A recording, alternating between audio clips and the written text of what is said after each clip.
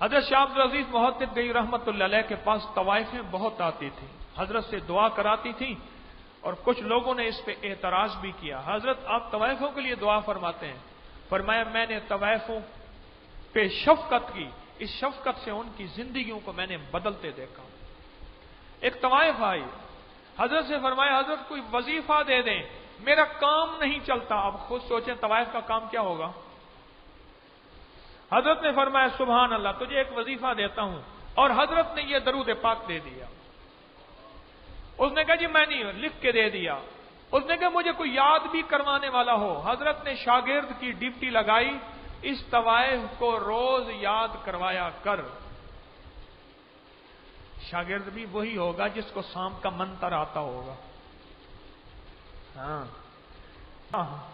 طوائفوں کے ساتھ دعا ایسے نہ چھیڑیں، میں ہوں بھی آپ بھی، سانپ کے ساتھ منتر کا ہونا بھی ضروری ہے۔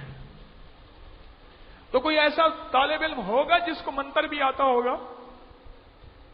تو شیخ نے جو ہے اس طوائف کے لیے فرمایا اس کو یہ دعا یاد کرا دیں۔ حضرت شاہ عبد العزیز محدث دہلوی رحمۃ اللہ علیہ کی بات عرض کر رہا ہوں، اس کو دعا یاد کرا دیں، اور وہ بھی تذبذب میں کہ شیخ کیا کر رہے ہیں۔ مائی کہتی ہے میرا کاروبار نہیں چلتا، اور اس مائی کو لیے درود یہ دے رہے ہیں۔ ہاں کلندر کی بات بڑی گہری ہوتی ہے، کلندر کی بات عجیب ہوتی ہے، درویش کی بات عجیب ہوتی ہے، سمجھ میں نہیں آتی۔ ہاں دل دریا سمندر اڑوگے تو کون دلانیاں جانے ہو، یہ گہری باتیں سمجھنے کی ضرورت نہیں ہے۔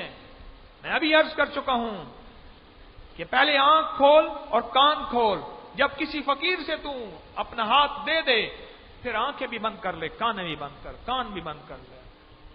ضروری نہیں ہر چیز تیری سمجھ میں آئے، ضروری نہیں ہر چیز تیرے شعور میں آئے۔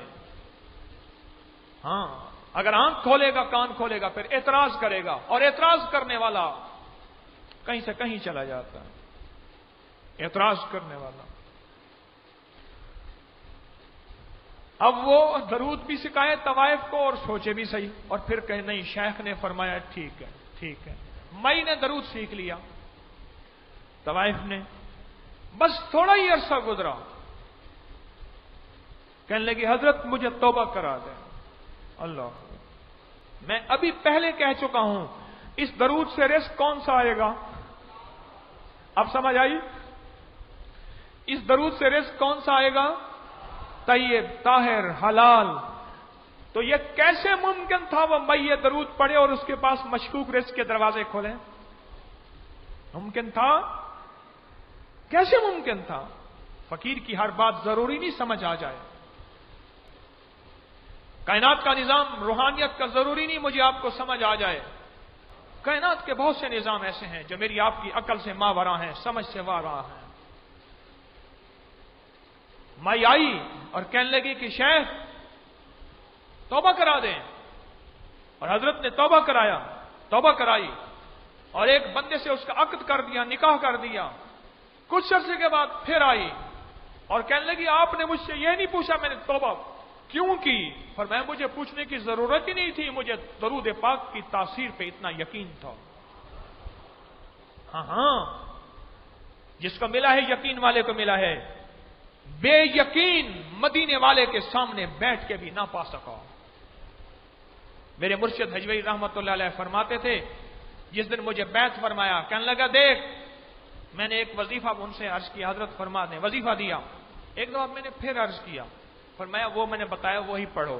ایک دفعہ میں نے پھر عرض کیا، فرمایا جو میں نے بتایا وہی پڑھو۔ ایک دفعہ میں نے پھر عرض کیا، حضرت اس کے بارے میں کیا پڑھوں، اس کے بارے میں؟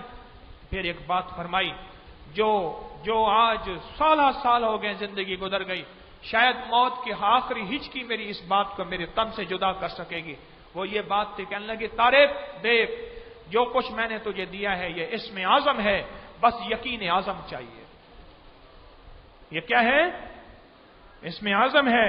کیا چاہیے؟ یقین اعظم۔ اگر تیرے اندر یقین ہے پھر تجھے مل جائے گا، اور تیرے اندر یقین نہیں ہے، یقین نہیں ہے تو اللہ کے نبی علیہ السلام کے سامنے بیٹھا رہے گا، نہیں ملے گا۔ کتنے بیٹھے تھے جو منافق ہو گئے اور مشرک ہو گئے۔ ابو جہل میرے مدینے والے کی روز کتنی دفعہ زیارت کرتا ہوگا؟ ابو لہب کتنی دفعہ زیارت کرتا ہوگا؟ زندگی کے 52 سال تقریباً 50 سال تقریباً مکہ مکرمہ میں رہے، 50 سال انہوں نے زیارتیں کی، ان کو دیدار پیدا نہ دے سکا۔ اس کی وجہ ان کے اندر طلب نہیں تھی، تڑپ نہیں تھی، سچائی نہیں تھی۔